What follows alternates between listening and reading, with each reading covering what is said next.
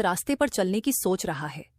अपने पति के जाने के बाद मैंने खुद को बहुत मजबूत बना लिया था, लेकिन अब रोहन के बारे में सोचकर मेरा दिल कमजोर हो जाता था। क्या मैं रोहन को सही रास्ते पर ला पाऊंगी? क्या वह समझ पाएगा कि जीवन में शॉर्टकट नहीं होते और गलत रास्ते पर चलने का परिणाम हमेशा बुरा ही होता है?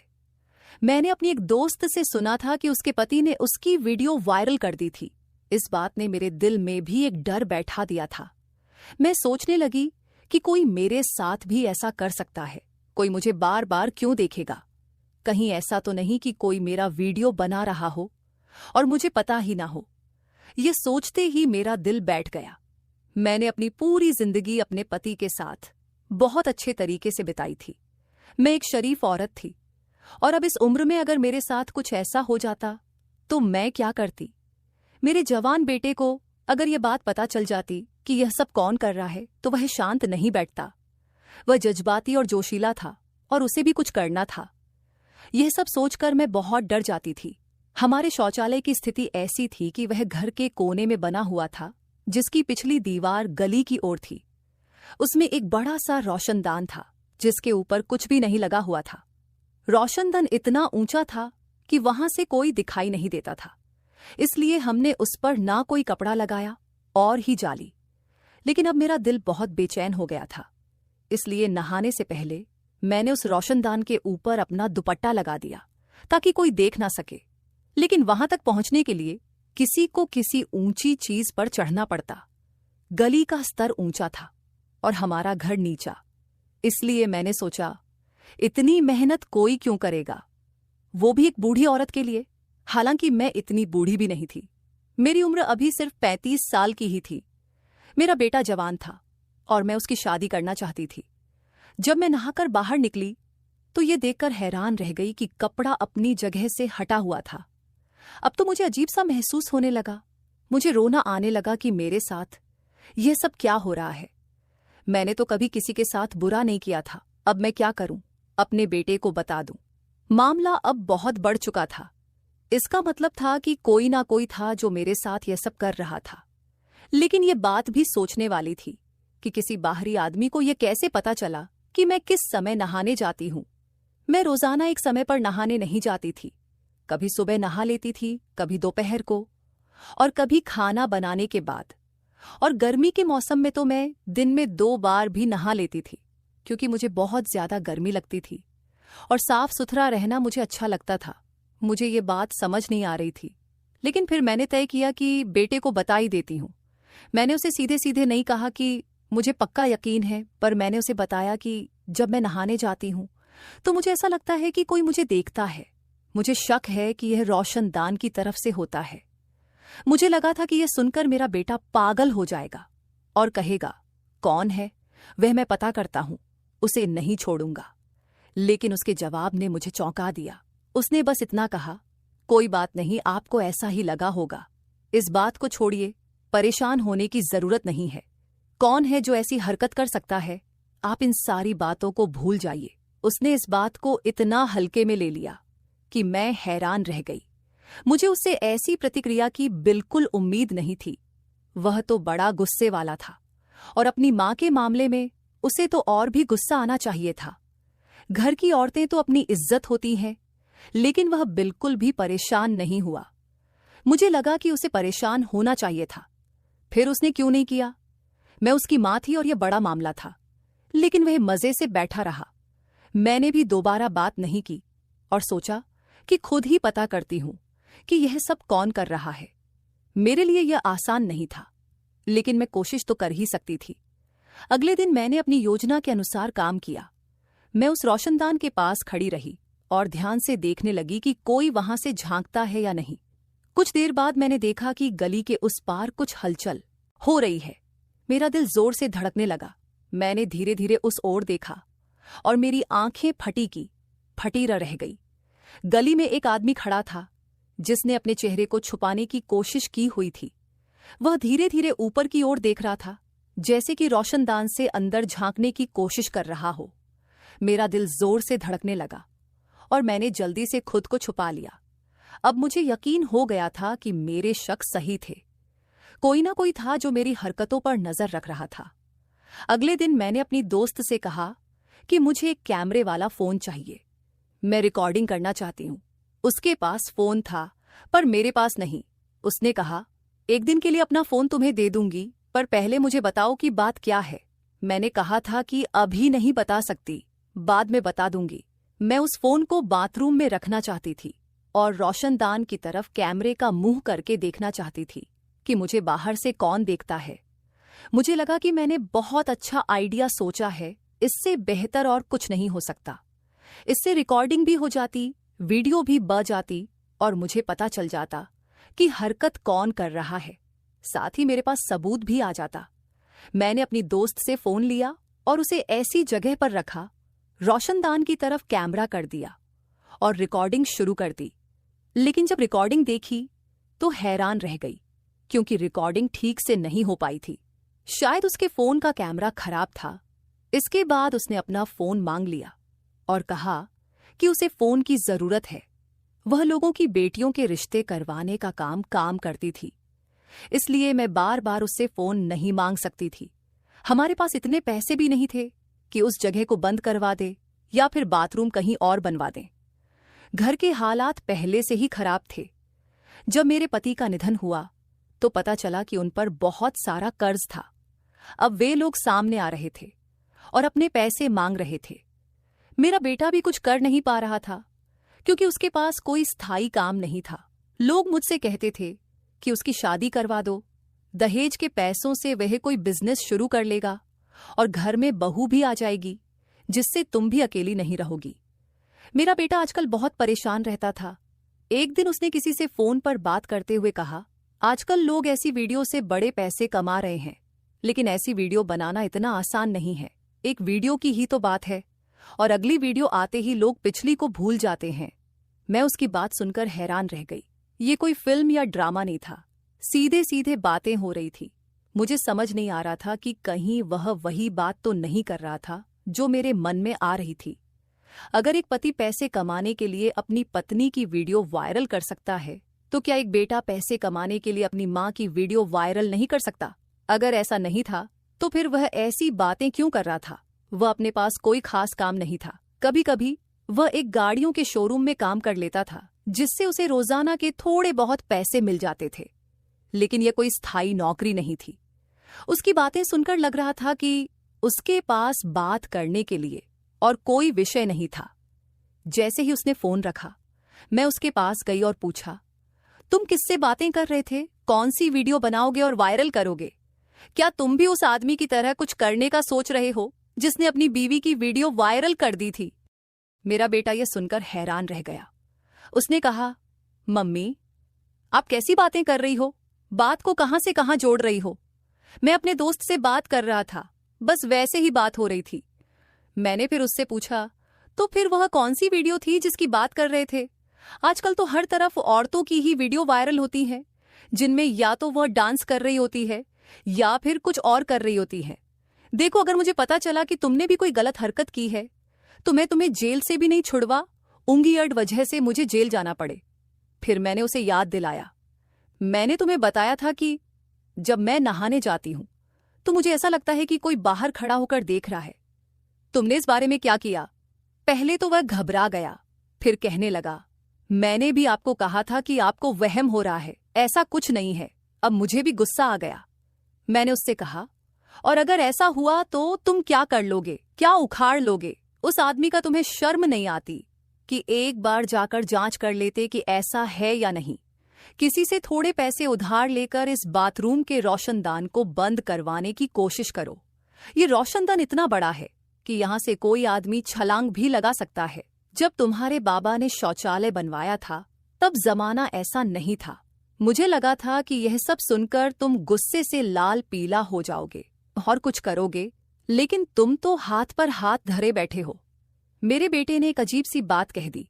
उसने कहा, अगर आपको ऐसा लगता है कि बाथरूम में जाते हुए कोई आपको देखता है तो फिर आप बाथरूम में मत जाया करो। ऐसी उल्टी बात तो वही व्यक्ति कर सकता है जिसका दिमाग उलझा हुआ हो। और मेरे बेटे का दिमाग सच में बहुत उलझा हुआ लग रहा था। आखिर ऐसा कैसे हो सकता है कि मैं बाथरूम में ना जाऊं? गर्मी का मौसम था, क्या मैं नहाती भी नहीं? मुझे तो नहाने का शौक था और साफ सुथरा रहने की आदत भी थी। मैं इस बारे में बहुत सोचती रही और अब मुझे समझ आ गया था कि मुझे क्या करना है।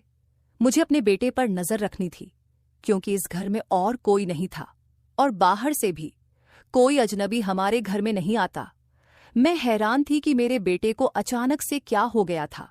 पहले वह छोटी छोटी बातों पर इतना गुस्सा करता था, लड़ने मरने को तैयार हो जाता था, लेकिन अब वह बिल्कुल सामान्य हो गया था। उधर श्वेता की माँ बार बार कहती थी कि उसकी बेटी मेरे बेटे को पसंद करती है। वह चाहती थी कि मैं उसे कहूं कि कोई अच्छी नौकरी कर ले ताकि दोनों की सगाई कर दी जाए। लेकिन मैं सोचती थी कि मेरे बेटे को आजकल कुछ समझ ही नहीं आ रहा है कि वह किस दिशा में जा रहा है। लेकिन श्वेता भी पागल थी, जो रोहन से प्यार कर बैठी थी।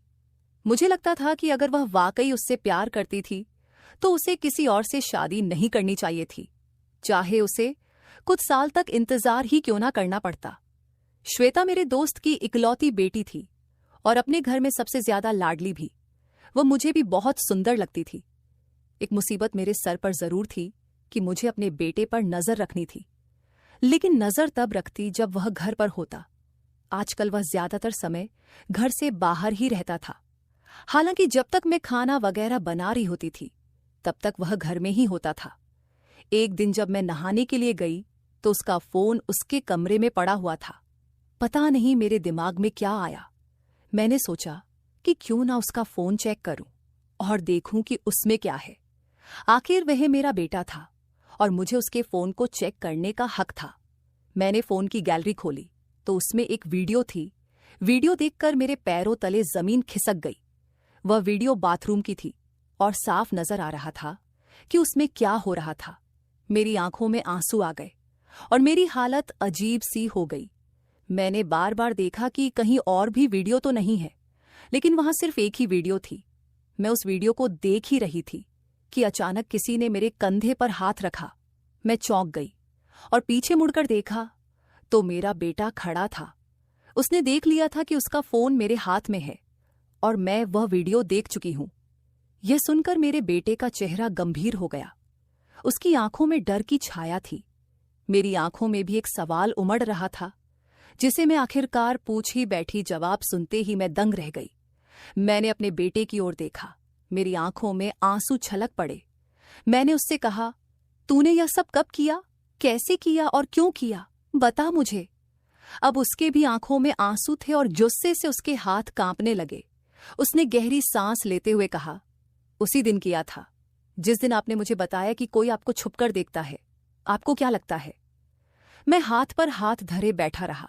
जब आपने कहा था कि कोई आपको देख रहा है तो मुझे बहुत गुस्सा आया था, लेकिन मैं जानता था कि मेरा गुस्सा करना आपको परेशान कर देगा और आप डर जाएंगे। इसलिए मैंने फैसला किया कि मैं आपको कुछ नहीं बताऊंगा, लेकिन जो भी यह सब कर रहा है उसे पकड़कर ही रहूंगा।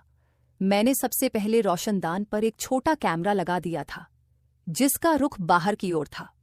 उसमें आप नहीं बल्कि बाहर का दृश्य दिखता था। उसी कैमरे से मुझे पता चला कि वह हमारे मोहल्ले का ही लड़का है, जो गली में खड़ा होकर देखता है।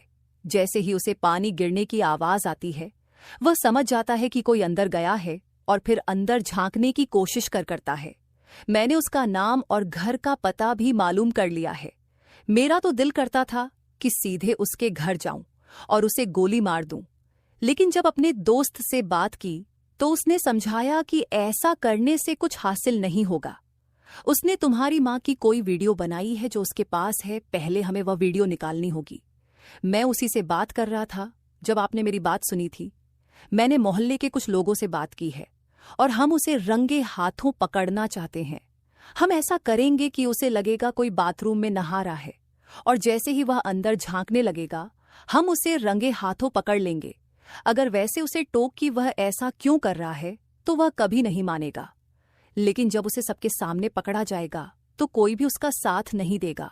आपसे ज्यादा मुझे गुस्सा है, आपसे ज्यादा मैं बेचैन हूं उसे सबक सिखाने के लिए, लेकिन मुझे धैर्य से काम लेना होगा, क्योंकि ऐसे लोगों को पकड़ना आसान नहीं है।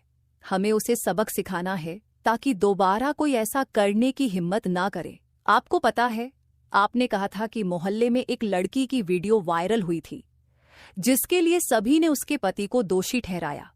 लेकिन हकीकत में यह काम उसी मोहल्ले के एक और लड़के ने किया था।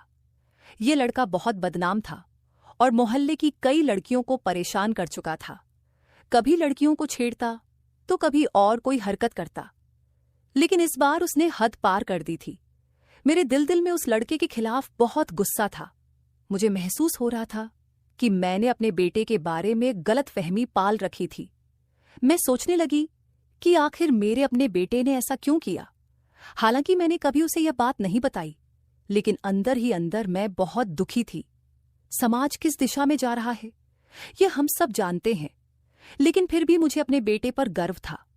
आखिरकार मेरे बेटे ने योजना बनाई, और जब वह बदमाश लड़का रोशनदान की ओर देख रहा था, तभी मेरे बेटे ने उसे पकड़ लिया।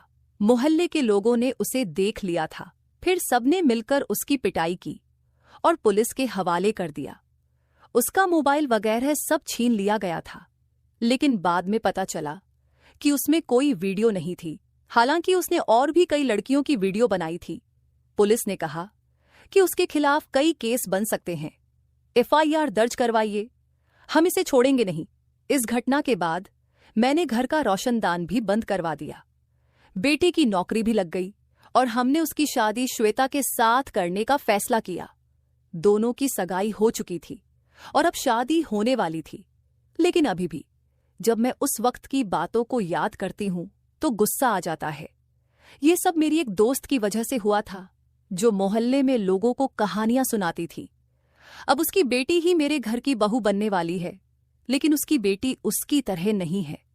वैसे मेरी दोस्त बुरी नहीं थी, पर उसकी हरकत मुझे ठीक नहीं लगी। मेरा बेटा ऐसा कुछ कर ही नहीं सकता था, लेकिन उसने मेरे दिमाग में इतनी नकारात्मक बातें भर दी कि मैं अपने बेटे के बारे में ही गलत सोचने लगी। मैं कैसे भूल गई कि मैंने ही उसे पाला पोसा है और उसे अच्छे संस्कार दिए हैं। अब जब श्वेता और रोहन की शादी का दिन करीब आ रहा था, तो घर में खुशी का माहौल था और सभी लोग तैयारियों में जुटे हुए थे। इसी बीच मैंने अपने बेटे के साथ खुलकर बातचीत की और उसे अपने दिल की सारी बातें बताईं। उसने मुझसे वादा किया कि वह कभी भी किसी का गलत फायदा नहीं उठाएगा और अपनी जिम्मेदारियों को पूरी तरह से निभाएगा। ये पूरी घटना मेरे दिल में हमेशा के लिए अंकित हो गई है, क्योंकि इसने मुझे सिखाया कि जीवन में कई बार हमें अपनी धारणाओं और शंकाओं पर काबू पाना पड़ता है। रिश्तों में सबसे महत्वपूर्ण चीज भरोसा होता है।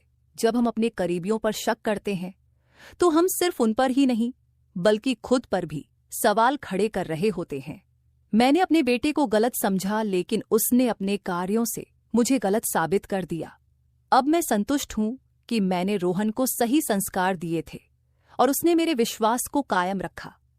श्वेता और रोहन की शादी के बाद मैं इस नतीजे पर पहुंची कि हर मां बेटे के रिश्ते में उतार चढ़ावा आते हैं, लेकिन असली परीक्षा तब होती है जब हम उन कठिनाइयों में भी एक दूसरे का साथ नहीं छोड़ते। इस घटना ने मुझे यह भी याद दिलाया कि समाज में चाहे कुछ भी हो रहा हो, हमें अपने परिवार के प्रति सच्चा और भरोसेमंद रहना चाहिए, क्योंकि अंततः यही रिश्ते हमें सहारा देते हैं और हमें उन मुश्किलों से पार पाने की ताकत प्रदान करते हैं। अगर आपकी जिंदगी में भी कभी ऐसा कुछ हुआ हो तो हमें कमेंट में जरूर बताएं। अगर आपको ये कहानी पसंद आई हो, हल्की बारिश हो रही थी शेयर करें। जब मैं अपने घर के आंगन में खड़ी थी, उस दिन मैंने एक सफेद नाइटी पहनी थी। बारिश की बूंदें मेरे बालों पर झिलमिला रही थी और मुझे वह महसूस हो रहा था कि मैं अपनी खूबसूरती का सबसे साफ रूप दिखा रही थी। अचानक दरवाजे की बेल बजी और जब मैंने दरवाजा खोला तो वहां मेरे दामाद जी खड़े थे। उन्होंने मुझे मुस्कुराते हुए देखा और कहा, आप बहुत ही खूबसूरत लग रही हो, आज तो कयामत लग रही हो। मैं तो श्रम से पानी पानी हो गई थी। उस दिन मेरे पति और मेरे बीच अनबन चल रही थी। मैं उनसे खुश रहना चाहती थी, लेकिन मेरे पति मुझे वह संतुष्टि नहीं दे पा रहे थे।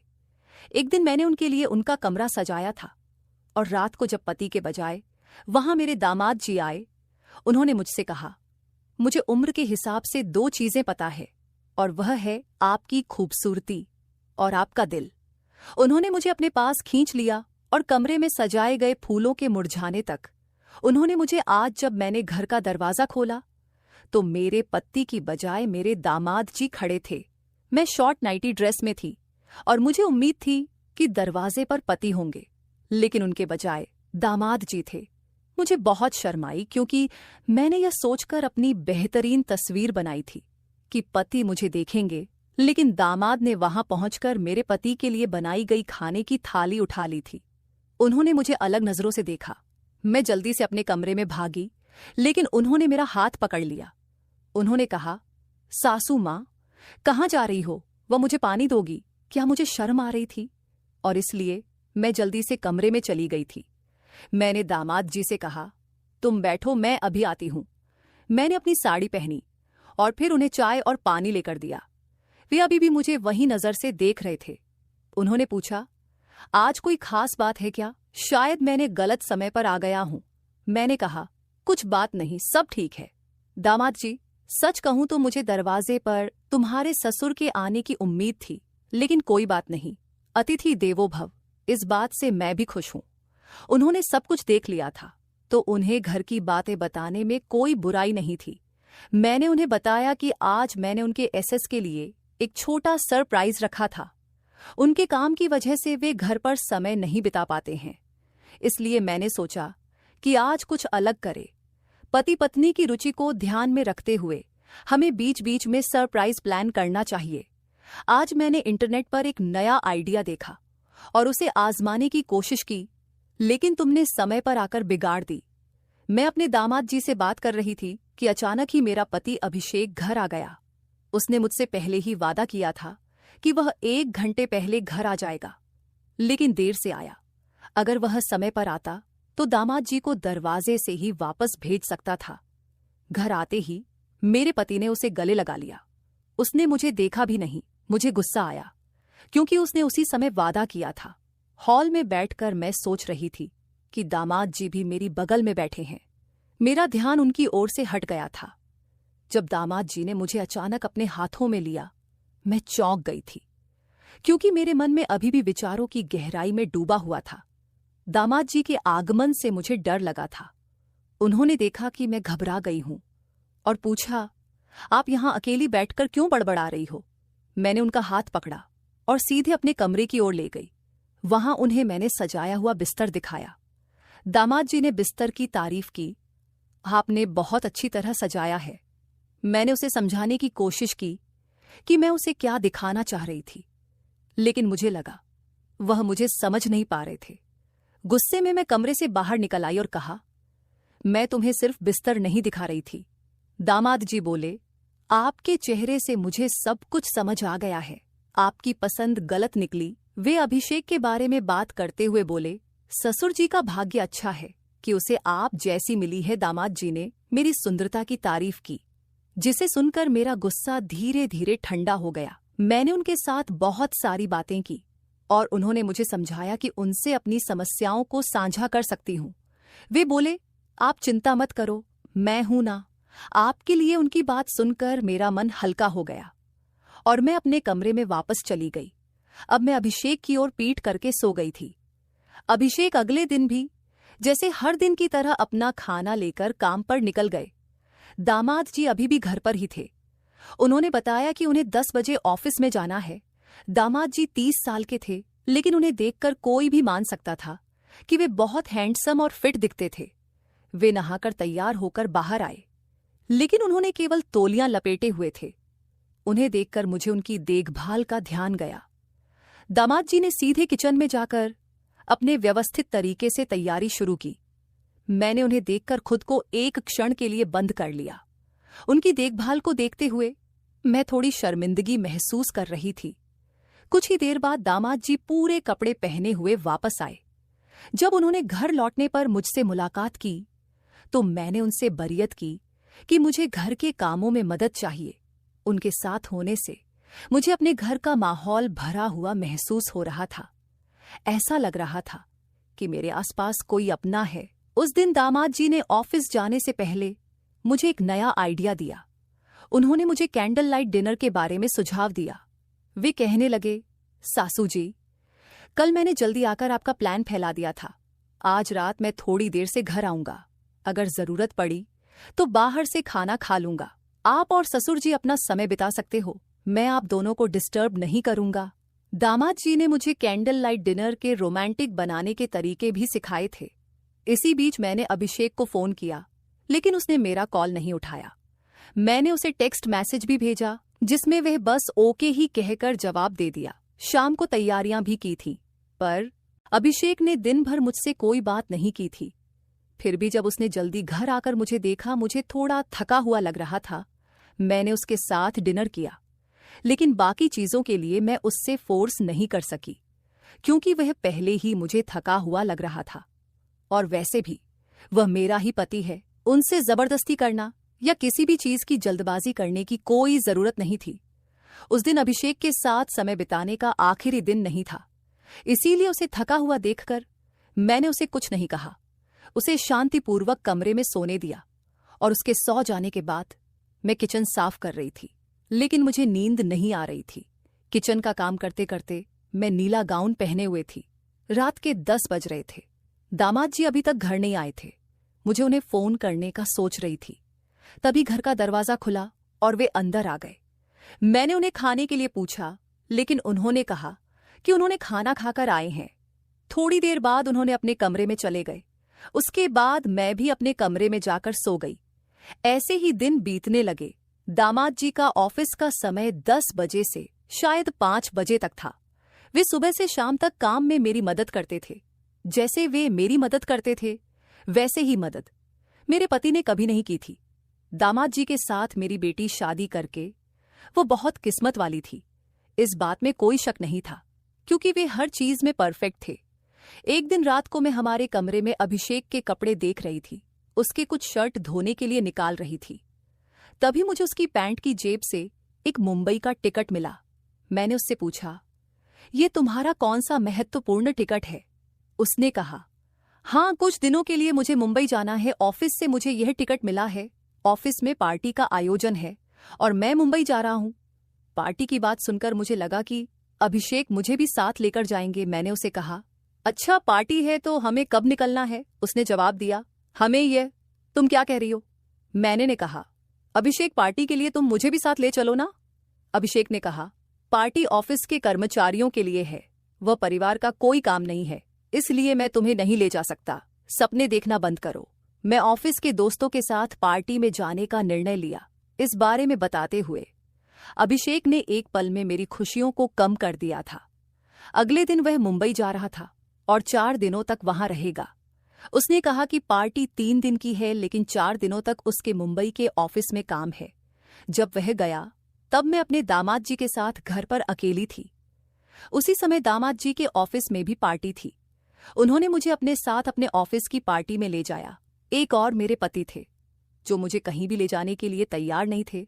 दूसरी ओर दामाद जी थे, जो मेरी हर इच्छा को पूरा कर रहे थे और मुझे उनकी पार्टी में बहुत अच्छा महमूस करवा रहे थे। उस पार्टी में वह मुझे अपने साथ इस तरह से घुमा रहे थे जैसे कि मैं उनकी प्रेमिका हूं। पार्टी के शुरू होने से पहले वहां एक अवार्ड फंक्शन भी था, जिसमें दामाद जी को बेस्ट परफॉर्मेंस का अवार्ड मिला था और उन्होंने अवार्ड स्वीकारते हुए भी मुझे अपने साथ स्टेज पर ले गए थे। उस रात पार्टी से घर लौटते समय मैंने उसे पूछा, दामाद जी, तुमने मुझे पार्टी में क्यों लिया था? उसने मुझसे कहा, सासू जी, आप बहुत सोचती हो। पार्टी सिर्फ कर्मचारियों के लिए नहीं होती, हमें अपने परिवार को भी साथ लेना चाहिए। मुझे उसका जवाब समझ में आया। जब मैं अपने कमरे में कपड़े बदल रही थी, मेरे ड्रेस का हुक खुल नहीं रहा था। अभी से भी घर पर नहीं था और मैं किससे मदद मांगूं? यह सोच रही थी कि तभी दामाद जी मेरे कमरे में आकर मेरी मदद करने आए। वह मेरे ड्रेस का हुक खोल दिया और कमरे से चले गए। थोड़ी देर बाद मैं बाहर आई और उससे पूछा, दामाद जी, क्या प्रॉब्लम हुई? उसने मुझे हंसते हुए कहा, एक तो गर्मी बहुत बढ़ गई है सासू जी, और इसी बीच मेरे कमरे का एसी बंद हो गया। अब रात भर मैं एसी के बिना कैसे सोऊंगा? घर में सिर्फ 2 ही एसी थे, एक मेरे कमरे में और एक गेस्ट रूम में। दामाद जी गेस्ट रूम में सोते थे। जब उन्हें पता चला कि मेरे कमरे का एसी खराब हो गया है, तो मुझे उन्हें अपने कमरे में सोने के लिए ना पड़ा। उस रात दामाद जी मेरे कमरे में मेरे बिस्तर पर सोए थे। और अभिषेक की जगह उन्होंने ले ली थी। मुझे रात भर नींद नहीं आई और मैं बहुत असहज महसूस कर रही थी। अगले दिन दामाद जी की छुट्टी थी और घर का राशन भी खत्म हो गया था। मुझे राशन खरीदने बाहर जाना था, लेकिन अभिषेक ने पैसे देकर नहीं गया था। जब मैंने खाना बनाने का सोचा तो राशन में एक चीज थी तो दूसरी खत्म हो गई थी। मेरे पास भी पैसे नहीं बचे थे। मैंने अभिषेक को फोन करना शुरू किया, तभी दामाद जी ने मुझे रोक दिया। उन्होंने कहा, अब मैं भी इस घर का सदस्य हूँ। इस महीने का राशन मैं भर दूंगा। आज दोपहर का खाना हम बाहर ही करेंगे। मैंने उनकी बात मान ली और तैयार होकर कुछ समय बाद हम बाहर जाने लगे। सबसे पहले दामाद जी मुझे एक होटल में खाने के लिए ले गए। खाना खाकर हम मॉल में खरीदारी करने गए। मॉल में जो भी चीज मुझे पसंद आई दामाद जी ने मुझे दिला दी। राशन के अलावा मैंने अपने लिए बहुत सारी खरीदारी की थी और सारे पैसे दामाद जी ने दिए थे। अभिषेक हमेशा मेरे पीछे चिल्लाता था अगर मैंने राशन के अलावा कुछ भी ज्यादा लिया तो, लेकिन दामाद जी ने एक शब्द भी नहीं कहा। उन्होंने मुझे जो भी चाहिए था वह दिला दिया। उनके व्यवहार से कभी कभी ऐसा लगता था जैसे वह मेरा दिल जीतने की कोशिश कर रहे हों। उस रात मैंने मॉल से खरीदा हुआ नाइट ड्रेस पहना हुआ था।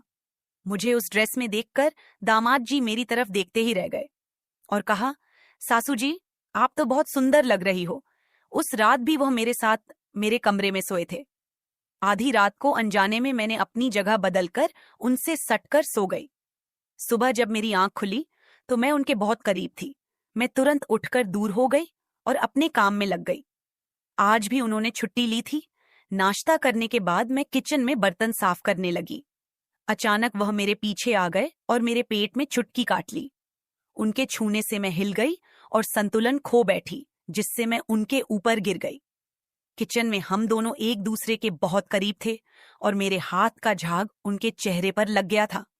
यह देख मैं हंसने लगी। उन्होंने भी मुझे प्यार भरी नजरों से देखा और हंस पड़े। मैंने उनसे पूछा, तुमने चुटकी क्यों काटी? उन्होंने कहा, आपके पेट पर चींटी थी, उसे हटाने की कोशिश कर रहा था। फिर उन्होंने मेरे हाथ का झाग अपने चेहरे पर लगा लिया और हम दोनों हंसने लगे।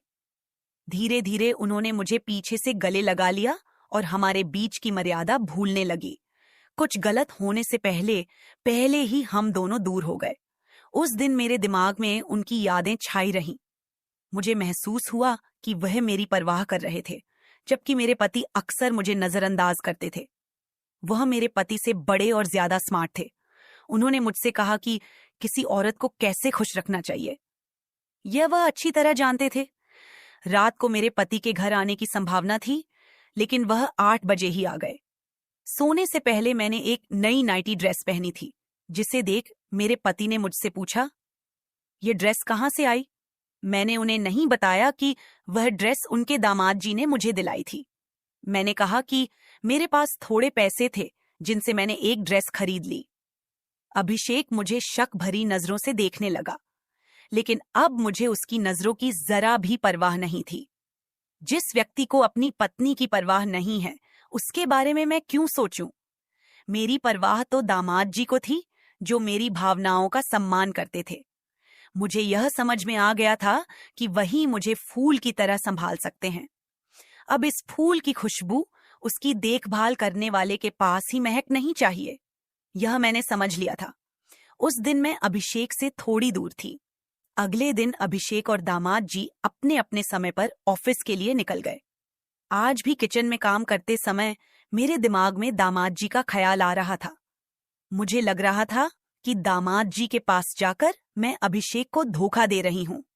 इस ख्याल के साथ ही मैंने दोनों की परीक्षा लेने का फैसला किया। मैंने दामाद जी और अभिषेक को संदेश भेजा कि मेरी तबीयत बहुत खराब हो गई है। घर का दरवाजा खुला छोड़कर मैं अपने कमरे में चली गई। संदेश भेजने के 10 या 15 मिनट बाद दामाद जी घर आ गए। घर में आते ही वह मेरे कमरे में आए और मेरी हालत चेक करने लगे। उनके चेहरे पर मेरे लिए चिंता साफ दिखाई दे रही थी। वह मुझे चेक कर रहे थे। तभी मैं हंस पड़ी। मेरा हंसना दे दामाद जी बोले, यह मजाक का समय नहीं है। आपकी तबीयत खराब है। ये संदेश पढ़कर मैं कितना घबरा गया था। आपको क्या हुआ है, मुझे ठीक से बताओ, तब मैंने दामाद जी का हाथ पकड़ा और उन्हें अपने पास बिठा लिया। मैंने कहा, मुझे कुछ भी नहीं हुआ है, मैं बिल्कुल ठीक हूं। मैं तो सिर्फ तुम्हारी और अभिषेक की परवाह का अंतर देख रही थी। आज तुम इस परीक्षा में पास हो गए हो। दामाद जी ने मेरी बात समझ ली थी। धीरे धीरे हम दोनों एक दूसरे के करीब आने लगे। उनकी तपस्या आज समाप्त होने वाली थी। हम दोनों एक दूसरे के इतने करीब थे कि कुछ ही समय में हम अपने प्यार के पलों का आनंद लेने वाले थे। लेकिन तभी अभिषेक कमरे में आ गया। हमें साथ देखकर उसकी आंखें हटी की फटी रह गईं। उसने मेरे पास आकर दामाद जी को मुझसे दूर धकेल दिया और मुझसे कहा, ये सब क्या चल रहा है? तुम अपने दामाद के साथ ये सब कैसे कर सकती हो? तुम्हें एक बार भी मेरा ख्याल नहीं आया? मैंने जवाब दिया, नहीं, मुझे तुम्हारा ख्याल नहीं आया। जब तुम अपनी गायत्री के साथ होते हो, तब क्या तुम्हें एक बार भी अपनी पत्नी का ख्याल आता है?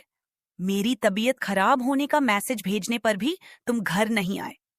मुझे पता था कि तुम नहीं आओगे, इसलिए मैंने जानबूझकर तुम्हें मेरा और दामाद जी का एक साथ सेल्फी वाला फोटो भेजा था।